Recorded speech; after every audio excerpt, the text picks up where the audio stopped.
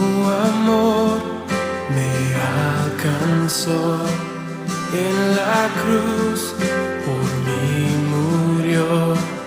Mi pecado Él llevó, con poder resucitó. Lucas 10, capítulo 4, del 16 al 21. ¿Leemos?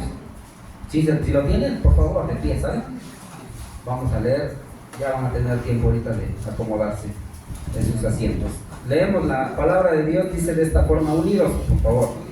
Vino a Nazaret, donde se había criado, y en el día de reposo entró en la sinagoga, conforme a su costumbre, y se levantó a leer. Y se le dio el libro del profeta Isaías. Y habiendo abierto el libro, halló el lugar donde estaba escrito: El Espíritu del Señor está sobre mí, por cuanto me ha ungido para dar buenas nuevas a los pobres. Me ha enviado a sanar a los quebrantados de corazón, a pregonar libertad a los cautivos y vista a los ciegos, a poner en libertad a los oprimidos, a predicar el año agradable del Señor. Y enrollando los libros lo dio al ministro y se sentó, y los ojos de todos en la sinagoga estaban fijos en él. Y comenzó a decirles: hoy se ha cumplido esta escritura delante de vosotros. Amén. Amado Dios, gracias. Gracias, Señor, porque podemos leer su palabra y descansar escuchando tu obra maravillosa, la que viniste a hacer aquí en la tierra por nosotros. Gracias porque en ella encontramos consuelo, encontramos esperanza, en ella encontramos libertad, encontramos tantas cosas que el mundo no ofrece. Y gracias te damos ahora. Ayúdanos, Espíritu Santo, en este momento. Guíanos, redarguye, exhórtanos, anímanos, consuélanos, que podamos salir bien edificados de esta casa tuya, de escuchar tu palabra, que caiga en buena tierra para que produzca fruto, y fruto en abundancia como tú quieres, Padre mío. Gracias te damos en el nombre maravilloso de Jesús. Amén. Pueden ocupar sus lugares. De esto vamos a hablar.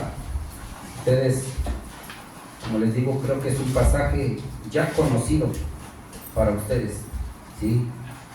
Jesús vino de Galilea a Nazaret, donde se había crecido como niño, y fue un día de reposo, y en esa sinagoga, que era un lugar donde se acostumbraban a reunir, la sinagoga se conocían todos porque no era un lugar muy grande, pero en ese lugar se enseñaba, se acostumbraba a leer la palabra.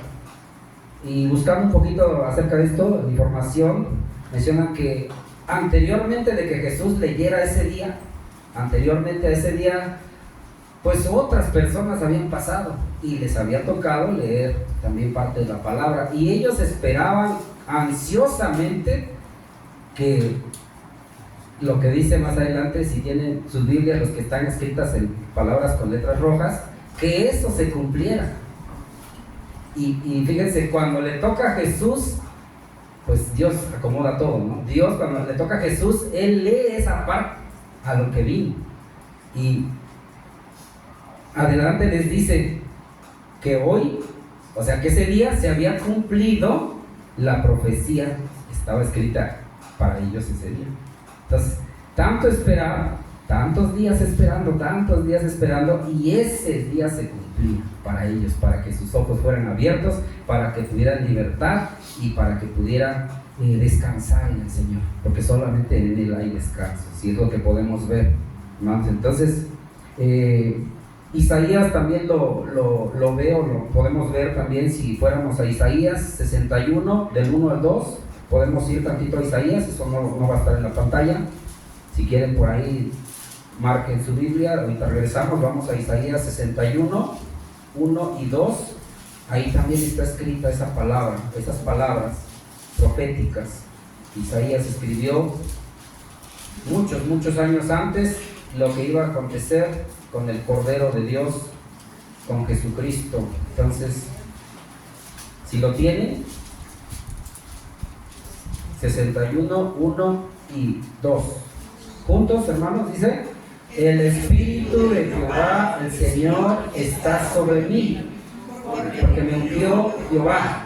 Me ha enviado a predicar buenas nuevas a los abatidos, a vendar a los quebrantados de corazón, a publicar libertad a los cautivos y a los presos, apertura de la cárcel, a proclamar el año de la buena voluntad de Jehová y el día de venganza del Dios nuestro, a consolar a todos los enlutados. Si lo leemos de una manera muy rápida, así como a veces lo leemos acá, pareciera que no pasa nada. Ah, pues eso vino Jesús, sí, qué bueno que vino. Pero cuando entendemos que estábamos en esa situación y que muchas veces pasamos por esa situación, es cuando ese versículo o esas palabras de Jesús toman sentido para nuestra vida, ¿verdad? Entonces, puedes continuar. Ahí está la primera parte que ya leímos. Sigue, por favor. Sí, entonces el Espíritu del Señor está sobre mí. La primera parte, bueno, dice: por cuanto me ha ungido. Sabemos que Jesús era el ungido de Dios y era precisamente la palabra por la cual le decían Mesías. Mesías quiere decir el ungido de Dios, el Hijo de Dios. No había otro, por eso les decía hace rato. Ellos esperaban y leían ansiosamente los días anteriores a cuando le tocó a Jesús que se cumpliera eso, porque ellos esperaban al ungido de Dios. Por eso Jesús les dice, después de que lee: hoy se ha cumplido eso, y ustedes lo han visto. Imagínense, lo miraron con sus propios ojos. Desafortunadamente muchos no creyeron, porque dice adelante, si leemos, dice: ¿qué no este es el hijo de José? ¿Qué no es este es hijo de María? ¿Y de dónde pues? ¿Y de dónde tiene esa sabiduría? Y ahora dice que vino ¿de dónde? Pero él les dijo: esto se ha cumplido, yo soy el Mesías. Es lo que les estaba diciendo, ¿sí?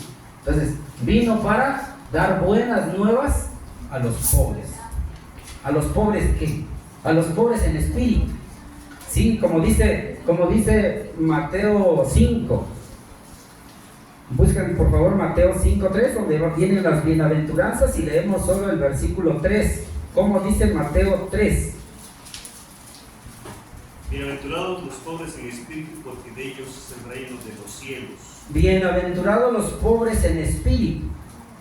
Sí, bienaventurados los pobres en espíritu. Un pobre en espíritu es aquella persona que reconoce su condición, vivir sin Dios, y él necesita de Dios para poder cambiar esa situación. Un pobre en espíritu no necesariamente es pobre económicamente. Un pobre en espíritu no necesariamente no tiene recursos materiales o cosas materiales. Puede tener una gran residencia, puede tener millones de pesos, pero aún sigue siendo, esa condición no lo hace que sea pobre en espíritu. Un pobre en espíritu, y por eso empieza Jesús por esa bienaventuranza, y después se va con las otras. Sí, porque la condición para que se cumplan las otras primero es ser pobre en espíritu. ¿Y qué es ser pobre en espíritu? Es reconocer que necesitamos de Dios. Si una persona no reconoce que necesita de Dios y que solo Dios es el que lo puede sacar de donde está, Dios no va a poder librarlo de todo lo demás que dice ahí, de la cautividad, de ser preso, del esclavo del pecado, del consuelo, de toda la bendición que Dios da. Para que se pueda cumplir eso, necesitamos ser pobres en espíritu, quebrantados, como dice más adelante, tener un corazón quebrantado, como muchos, como el publicano que oraba. ¿Recuerdan al publicano cuando oraba? ¿Qué decía el publicano? ¿Qué decía el publicano? Bueno, estaba el fariseo y estaba el publicano orando, y el fariseo decía: Señor, te doy gracias porque yo tengo dinero, doy el diezmo, tengo esto, lo doy, no como este pobre publicano, y lo señalaban. Decía: no como este pobre publicano que está ahí y él no te da nada, pero yo te lo doy. Y el publicano, ¿qué hacía? Ni siquiera miraba para arriba, él solamente decía: Señor, sé propicio a mí, pecador. Eso de ser propicio a mí, pecador, es que él reconocía su necesidad de Dios. Y eso es lo que necesitamos nosotros, reconocer nuestra necesidad de Dios. Si reconocemos nuestra necesidad de Dios y buscamos a Él, porque Él vino a salvarnos. Él dijo, yo vengo a los que están enfermos, yo soy el médico divino. Pero si usted no reconoce que tiene necesidad de Dios, dice Dios, pues no puedo hacer nada por ti. Veniste al lugar equivocado, entonces, porque yo no puedo hacer nada por ti. Vamos al doctor porque tenemos necesidad de sanidad, ¿o no? Vamos al médico, pero estamos delante del médico divino, y el médico divino dice, yo vengo a los que están enfermos, yo vengo a los pobres en espíritu, porque de ellos es, ¿qué cosa? El reino de los cielos. Entonces por ahí empieza, es la condición inicial para que cualquier ser humano cambie su vida, para que tenga ese nuevo nacimiento en Jesús. Esa es la primera condición. Entonces son las buenas nuevas que le damos a la gente que está pobre espiritualmente, pero será prosperada espiritualmente. Esa palabra en griego, pobre, viene siendo como una figura de un mendigo. Ustedes y yo conocemos a algunos mendigos, aquellos cuando en esta época de diciembre que hace tanto frío, por allá como que se inclinan, a veces sin silla, están ahí agachaditos, sentaditos en el piso, como que tienen frío. Esa es la figura de un pobre en espíritu, una persona que no sabe a quién acudir inicialmente, pero que cuando le presentan el evangelio dice, yo quiero, ¿verdad?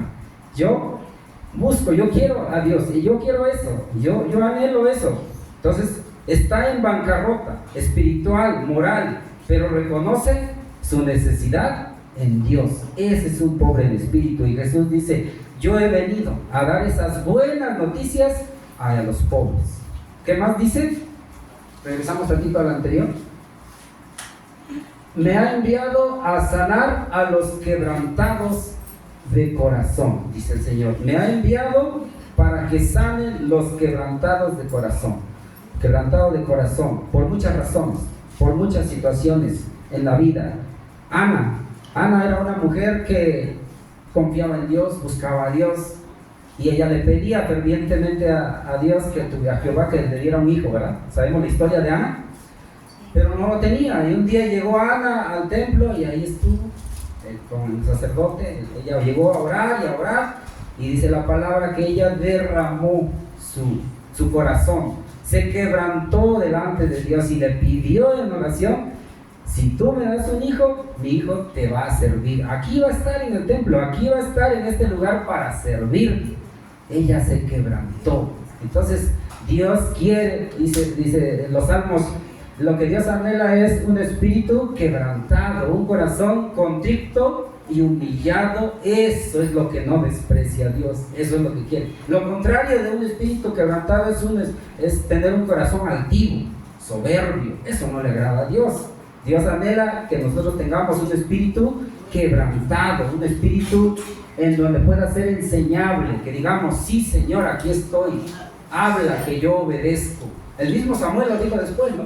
El hijo de Ana, cuando le habló al Señor, 3 veces le llamó, ¿y qué dijo? Aquí estoy, dime, ¿para qué soy bueno? ¿En qué te puedo servir? Eso es lo que necesitamos para poder que el Señor nos sane. Y cuando estamos en una situación así, dice, me ha enviado a sanar a los quebrantados de corazón. Entonces cuando tú sientes que tu corazón está quebrantado y tú vienes y derramas tus lágrimas y tu mente, tu corazón delante del Señor, Él te va a sanar, Él te va a reconfortar, Él te ayuda, Él no te deja, nunca te va a dejar solo, siempre va a estar, ¿sí? Entonces reconoces tu condición de Dios y te quebrantas. Recuerden la primera parte, reconoces que tienes la necesidad de Dios, y como segundo paso te quebrantas. Allá en Hechos capítulo 2, después de que Jesús había sido predicado, recuerdan ustedes que dice en Hechos capítulo 2, cuando el discurso de Pedro les habla, y muchas de esas personas, yo creo que había más de 3,000 fueron los convertidos, pero había más. Dice la palabra que se compungieron cuando Pedro les decía, ese Cristo al que yo predico, a ese fue el que ustedes ahí dijeron, crucifíquenle. Y muchos de los que estaban ahí, dice la palabra, se compungieron. Esa palabrita, si la han leído, si recuerdan, ellos se compungieron. Eso quiere decir, se quebrantaron de corazón. Y muchos de ellos ahora dijeron, creemos en Jesús. Sí, reconocemos que ahí dijimos, nos dejamos guiar por los que decían, crucifícale, crucifícale. Pero ahora, ¿qué decían? Ahora queremos la salvación de Jesucristo. Ahora su corazón ya había sido quebrantado. Entonces, necesitamos esa condición para poder estar sanados, para poder ser sanados delante de Dios, hermanos míos. Vamos al punto que sigue. No, o sea, ahí mismo, perdón. La parte que sigue, ¿qué dice? A pregonar libertad a los cautivos. Libertad. ¿Quiénes son los cautivos? Los cautivos la cautividad viene por el pecado. ¿Sí? Cautividad es por el pecado. El pecado nos cautiva, el pecado nos esclaviza. Eso es lo que hace el pecado, te esclaviza y te tiene atado. Entonces, Jesús dijo, yo vine para dar libertad. Y esa libertad no es otra cosa que perdonarte tus pecados. Y no se acuerda más de ellos. Dice la palabra que es como si los echara al fondo de la mar. No se vuelve a acordar más de esos pecados. Entonces, qué interesante, qué bonito que Jesús nos dice, yo vengo para que tus pecados sean perdonados. Pero tienes que reconocer que necesitas, que has pecado. Hay gente que dice, yo no he pecado, ¿y yo por qué necesito a Cristo? ¿Y yo por qué? Si yo peco, yo soy bueno delante de Dios.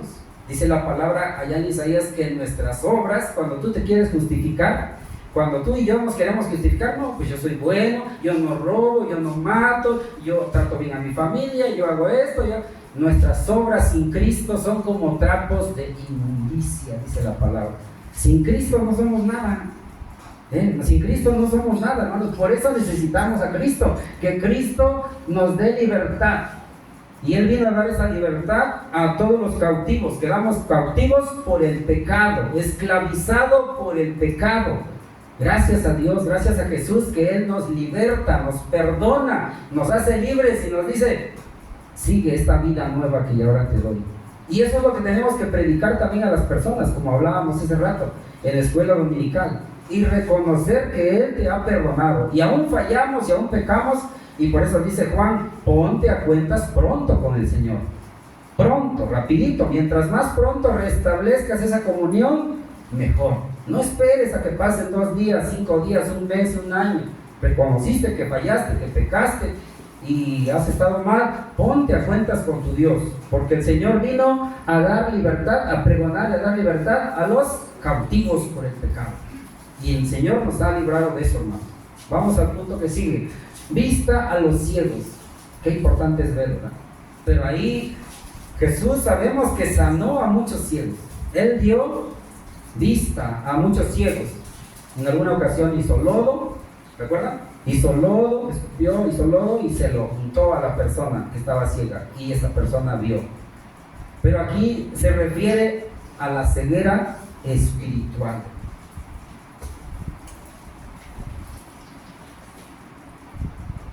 La ceguera espiritual. Entonces, es complicado en este mundo donde vivimos actualmente.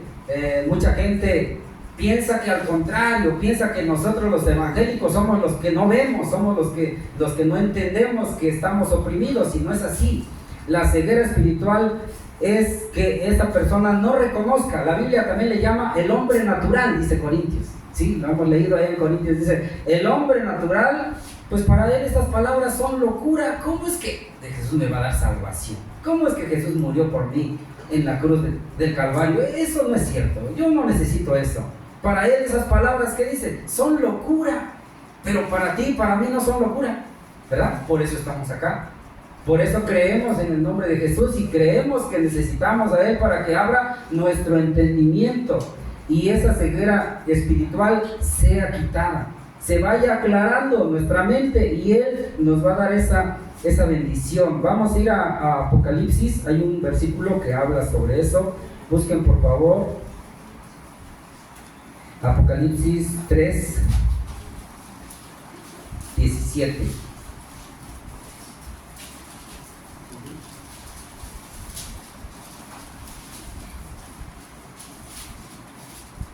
Si lo tiene alguien, lo puede leer, por favor.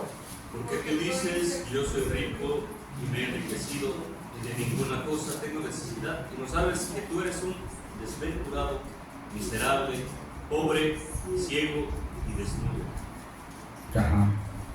Tú dices, soy rico, me he enriquecido y de ninguna cosa tengo necesidad. Y no sabes que eres un desventurado, miserable, pobre, ciego y desnudo.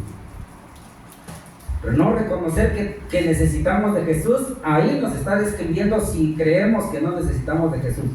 Si una persona ciega dice, yo lo tengo todo, ¿para qué necesito el Evangelio? Y más abajo en el 18, vamos al 18. Fíjense, ¿qué dice el 18? Ahí mismo. Por tanto, yo te aconsejo que de mí compres oro refinado en fuego, para que seas rico, y vestiduras blancas para vestirte, y que no se descubra la vergüenza de tu desnudez, y unge tus ojos con colirio para que veas. ¿Quién es el que puede hacer eso? Jesús es el que puede darnos ese colirio, para que nuestros ojos ahora puedan ver de manera espiritual y podamos entender, sí, Señor, necesito servirte, necesito amarte, necesito consagrarme cada día más a ti. Eso es lo que necesitamos. Entonces el ciego espiritual no comprende eso y tenemos nosotros que llevarle la palabra, hermanos. Vamos a ir también a Efesios 5:8 y posteriormente Colosenses 1:13. Efesios 5:8, por favor.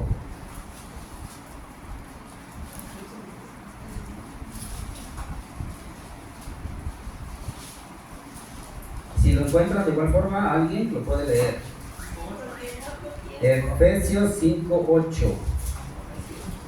Porque en otro tiempo éramos tinieblas, mas ahora sois luz en el Señor, andad como hijos de luz. Porque en otro tiempo erais tinieblas, mas ahora sois luz en el Señor, andad como hijos de luz. En otro tiempo estaba ciego espiritualmente. Eso es lo que dice, andabas en tinieblas. Qué feo es andar en tinieblas. Un día sin luz que no haya en su casa y más allá en el monte, pues donde hay un montón de cosas, usted tropieza cada rato, ¿verdad?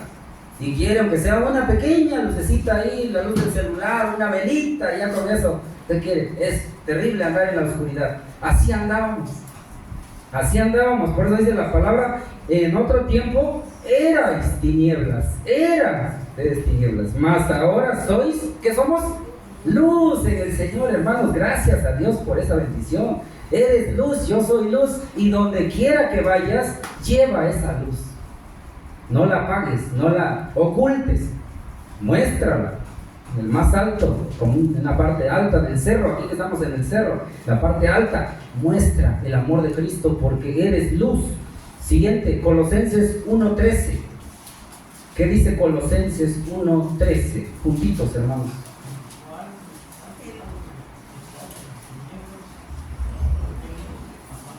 Amén. Juntos, ¿ya lo tienen? Colosenses 1:13, juntos.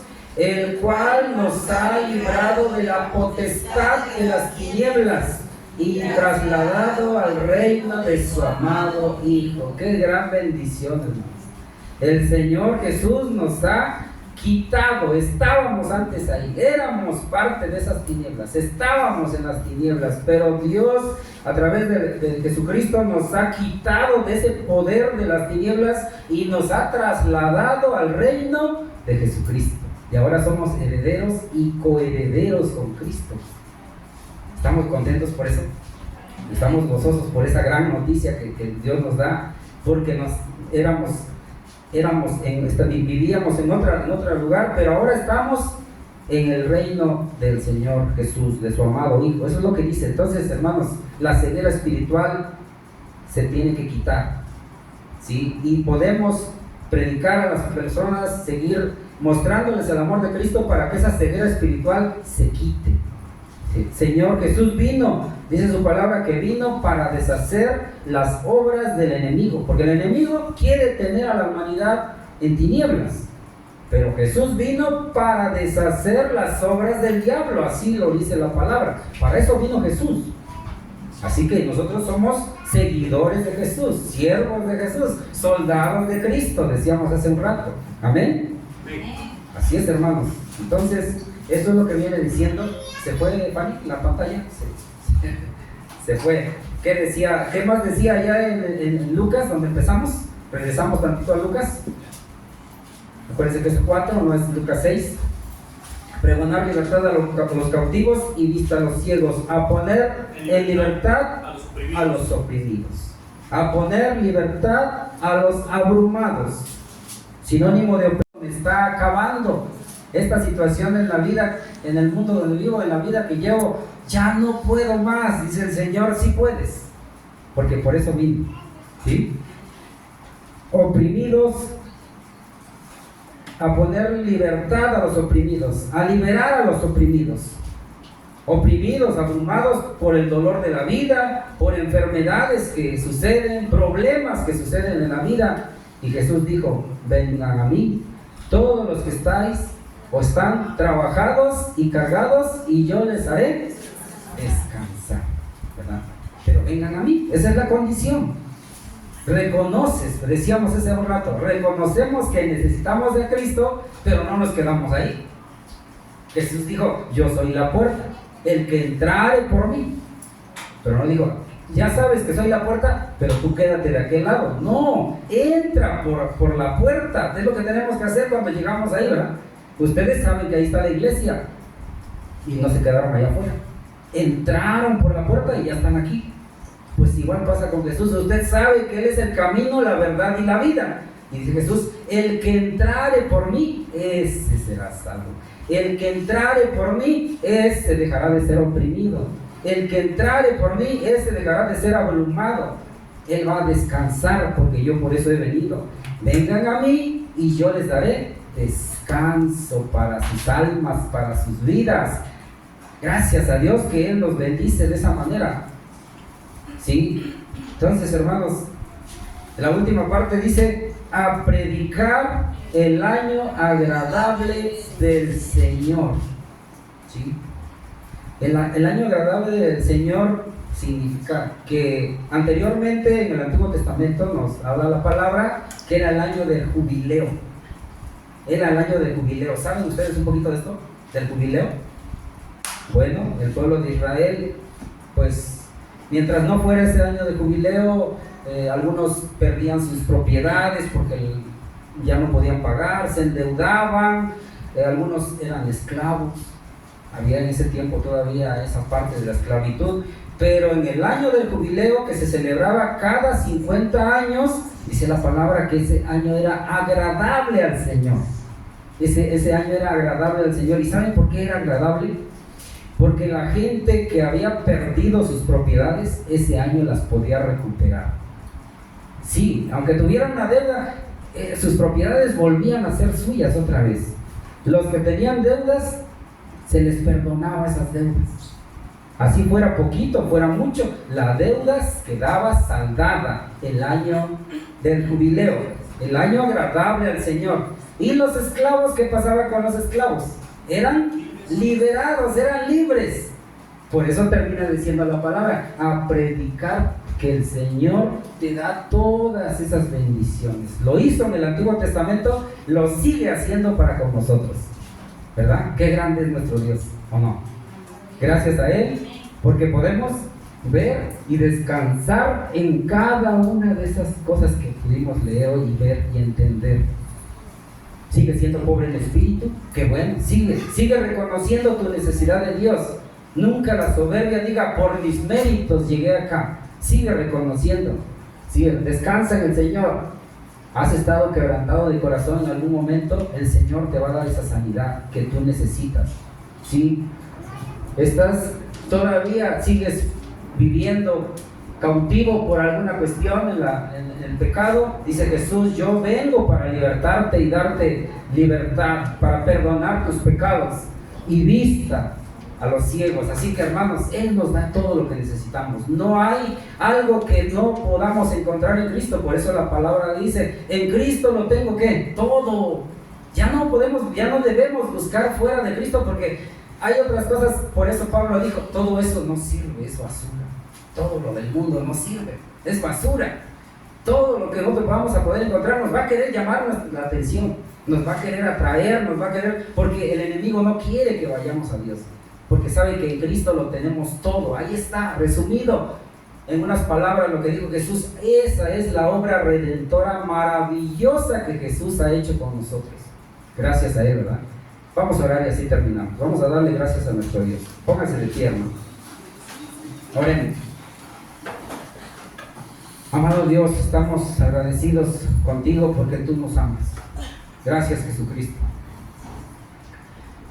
Porque la obra que tú hiciste, la buena obra que empezaste y fuiste a la cruz a morir por nosotros, Señor, la culminaste cuando dijiste allá en el monte, en la cruz del Calvario, consumado es, la obra fue realizada.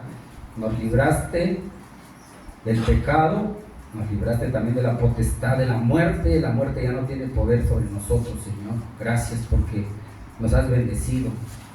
Sigue permitiendo que en los corazones haya ese sentir de buscarte a ti primero, de buscar las cosas espirituales del reino de Dios y su justicia, y todo lo demás va a venir, Señor, porque tú nos amas.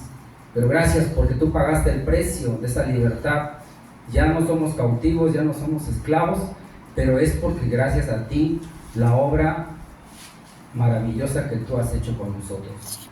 No hay palabras para decirte todo lo que pues ahora entendemos. No hay palabras, no alcanzan las palabras para decirte gracias, pero aquí está tu pueblo que también te da las gracias. Y reconocemos, Señor, que pues muchas veces hemos confiado o querido confiar en nuestras fuerzas, en nuestros logros, pero pues todo eso no sirve, todo eso se queda fuera, Señor. Todo lo que hemos tenido, salud, trabajo, bendición, una familia, la vida eterna, todo lo que tú prometes, Señor, es gracias a ti. No éramos dignos, Señor, no somos dignos, pero por ti, ahora, Señor, tú nos permites haber entrado ya en el reino de tu Hijo amado Jesucristo. Gracias te damos, Señor, que esto quede grabado en nuestros corazones y que acudamos a ti siempre, buscando tu dirección, el oportuno socorro, buscándote a ti, Señor. Gracias porque esto es agradable a ti te agrada que nosotros confiemos en ti, que no busquemos las cosas del mundo, porque en el mundo hay muchas cosas que no nos llevan a nada bueno, Señor. Son pasajeras todas esas cosas, pero en ti la vida eterna es algo único, es algo grande, Señor, maravilloso. Gracias por la vida de cada uno de mis hermanos. Gracias, Espíritu Santo, porque eres tú el que convences, eres tú el que redarguyes en cada corazón. Y gracias te damos porque podemos confiar en Jesús. Y si alguna persona aquí en este lugar, en este momento, aún no ha recibido a Cristo como su Salvador, rogamos, Dios, Jesucristo, Espíritu Santo, que tú lo convenzas, que te necesita, que en ti está la libertad, que en ti está el poder dar esa visión, esa vista, para que deje de ser ciego espiritualmente y ahora pueda buscarte y amarte y seguirte y servirte con gozo y alegría. Que esa persona, ese joven, ese niño, ese adulto tome esa decisión de ir a ti, de acudir a ti, Padre. Gracias te damos por tu grande amor que mostraste allá en la cruz del Calvario, Señor. En Cristo Jesús bendecimos tu nombre, Padre eterno. Amén. Amén. Gracias. Pueden tomar su lugar.